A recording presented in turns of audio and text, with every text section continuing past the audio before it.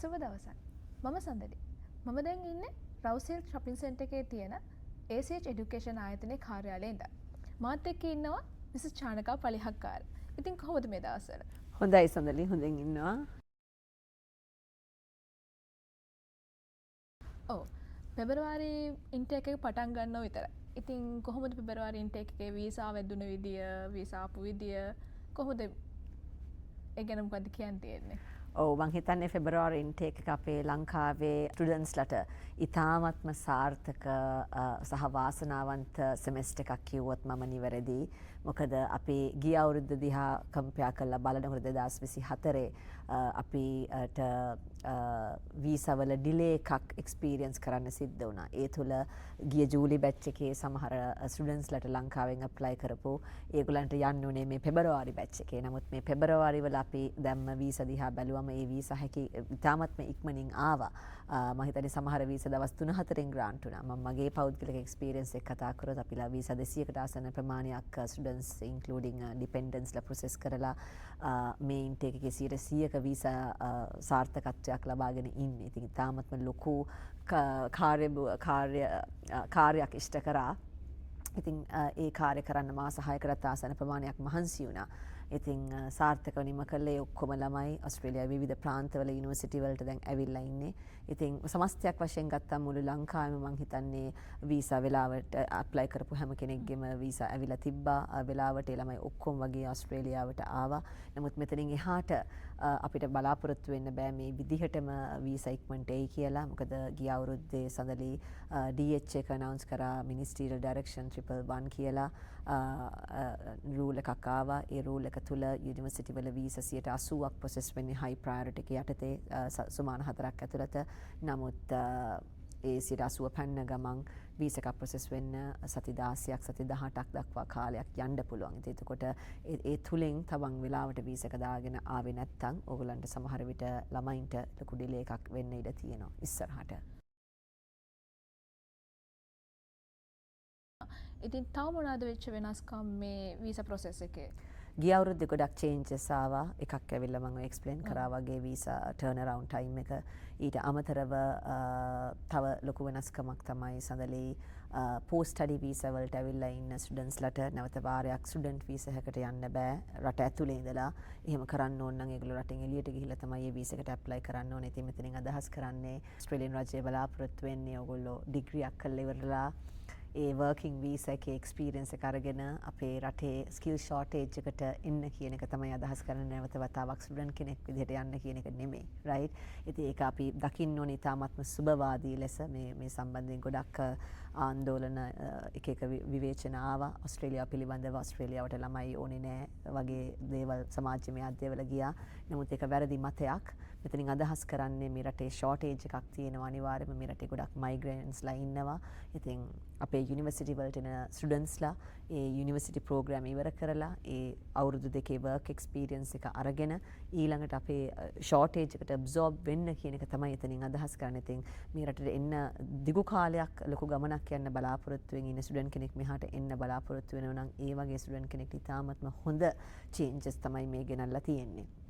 ඊට අමතරව post study visa එකට ඒජ් ලිමිට් එකක් ආවා. 36ට වඩා වැඩි අයට ඇප්ලයි කරන්න බෑයි කියලා. ඉතින් ඒ තුලින් මට දෙන්න තියෙන ලොකුම ඇඩ්වයිස් එක ඇවිල්ලා ලංකාවේ ඩිග්‍රී අපි රජයේ විශ්වවිද්‍යාල වලින් එළියට එනට අවුරුදු 26ක් 27ක් විතර වෙනවා. ඉතින් ඊට පස්සේ ඔයගොල්ලෝ අවුරුද්දක් විතර වර්ක් එක්ස්පීරියන්ස් එක අරගෙන තමන්ගේ post masters program post graduate degree එකකට ඇප්ලයි කරන්න කියන එක තමයි මට කියන්න තියෙන ලොකු ගැප් එකක් ඇති කරගන්න එපා. මොකද 32න් එහාට ගියොත් සමහර විට ඔයගොල්ලන්ට ඩිග්‍රී ඉවර කරලා පෝස්ට් ස්ටඩි එක 36ට ඉස්සලා දාගන්න බැරි වෙන්න ඉඩ තියෙනවා. ඉතින් ඕවා තමයි ලොකුම චේන්ජස් කියලා ආවේ. ඊට අමතරව ප්‍රොසෙස් එක පැත්තෙන් GS කියලා ජෙනුයින් ස්ටේට්මන්ට් කියලා concept එකක් introduce කරා. අපි සාමාන්‍යයෙන් ඕස්ට්‍රේලියානු වීසා එකකට දානකොට අපි කියන්න ඕන මොන හේතුවක් උඩද අපි ඕස්ට්‍රේලියාව තෝරගෙන මේ ප්‍රෝග්‍රෑම් එක මේ යුනිවර්සිටි එකේ කරන්න එන්නේ ඇයි කියන එක. ඉතින් ඒකට ලොකු ස්ටේට්මන්ට් එකක් අවශ්‍ය වෙන්නේ නැහැ. වීසා ඇප්ලිකේෂන් එකේම questions 5ක් හෝම් අෆෙයාර්ස් ඉදිරිපත් කරා අපිට කියන්න මොන හේතුවක් උඩද ඔබ ඔස්ට්‍රේලියාව ඉගෙන ගන්න ඉන්නේ කියලා. ඉතින් ඒකත් එක්ක ඔයගලන්ට ඕන නම් තව අමතරව කියන්න පුළුවන් තව කාරණා මොනවා හරි දෙයක් කියන්න ඕන දෙයක්. නමුත් ප්‍රධාන වශයෙන් මේ questions පහ තමයි හරියට fill කරන්න ඕනේ. ඒක ඉතාමත්ම ලොකු weightage එකක් ගේනවා තමන්ගේ visa එක grant වෙනවද නැද්ද කියන එක උඩ. මේ වීඩියෝ එක බලන ස්ටුඩන්ට් කෙනෙක්ට දැන් ඔස්ට්‍රේලියාවට එන්න තීරණය කළොත් එයාගේ ප්‍රොසෙස් එක පටන් ගන්න හොඳම ස්ටෙප් එක විදියට ඔබතුමිය දකින්නේ කොහොමද? මම දකින දේ ඇවිල්ලා ඉස්සෙල්ලම තෝරගන්න ඕන තමන්ට ෆෝඩ් කරන්න පුළුවන් යුනිවර්සිටි එකක්. සඳලි අද අපි ලොකු ට්‍රෙන්ඩ් එකක් ඔස්ට්‍රේලියාවේ දකිනවා. ඉතාමත්ම ගණන් කැම්පස් වලට ළමයි එනවා. ඒගොල්ලන්ට අෆෝඩ් කරගන්න බෑ. ඊට පස්සේ මාස 6කින් පස්සේ කමර්ෂල් කුකරිය වගේ තමන්ට නොගැලපෙන කෝසස් වලට මාරු කරනවා. රයිට්? මේක නෙමෙයි වෙන්න ඕනේ. රයිට්? ඔස්ට්‍රේලියාවට වීසා එකක් එනවා කියන ලොකු ජයග්‍රහණයක්. නමුත් ඒ ජයග්‍රහණය ඊළඟ ස්ටෙප් එකට යනවා කියලා කියන්නේ ඒ තෝරගත්ත ප්‍රෝග්‍රෑම් එක සම්පූර්ණයෙන් ඉවර කරලා ග්‍රැජුවේෂන් එකට එනවා කියන එක තමයි ජීවිතයේ සාර්ථකත්වය කියන්නේ. ඒ තුල දැන් අපි ඔස්ට්‍රේලියාව ගත්තොත් යුනිවර්සිටි විශාල ප්‍රමාණයක් තියෙනවා.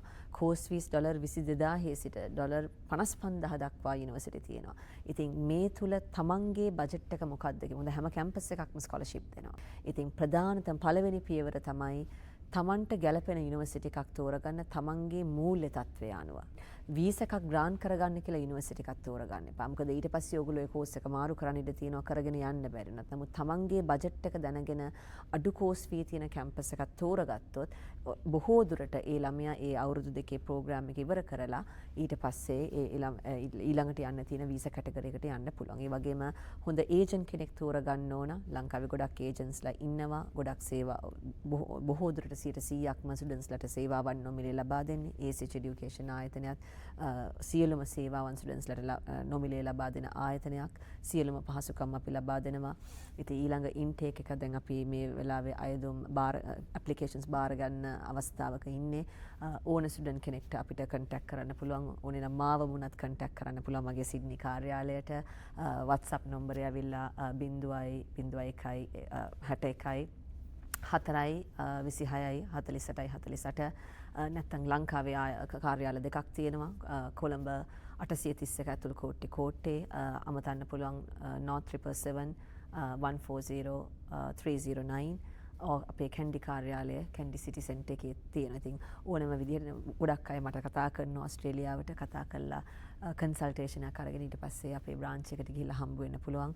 අපි යුනිවර්සිටි 30 ගාණක් ඔස්ට්‍රේලියාවේ රෙප්‍රසන්ට් කරනවා. තමන්ගේ බජට් එකට ගැලපෙන අඩු කෝස් ෆී තියෙන කැම්පස් එකක් අපිට ලබා දෙන්න හැකියාව තියෙනවා. ඒ ස්ටුඩන්ට්ස්ලාගේ ඔස්ට්‍රේලියන් ඩ්‍රීම් එක අචීව් කරගන්න. ඊට අමතරව සඳලේ ACH Education ආයතනයත් එක්ක ලංකාවේ ප්‍රධානතම පෙළේ බැංකු 9ක් අත්වැල් බැඳගෙන ඉන්නේ. ඉතින් ඕන කෙනෙක්ට ඒ වීසා ප්‍රොසෙස් එක තුළ ෆන්ඩින් වල අඩුවක් තියෙනවා නම් genuinely බැංකුවකට අපිත් එක්ක අනුබද්ධ වෙලා ඉන්න බැංකු 9න් එකකට කතා කරලා ඒ අවශ්‍ය මූල්‍ය පහසුකම එඩියුකේෂන් ලෝන් එකක් මාර්ගයෙන්ොත් ලබා ගන්න ඒ වගේ පහසුකම් ඔක්කොම ACH Education ආයතනයෙන් ලබා දෙනවා.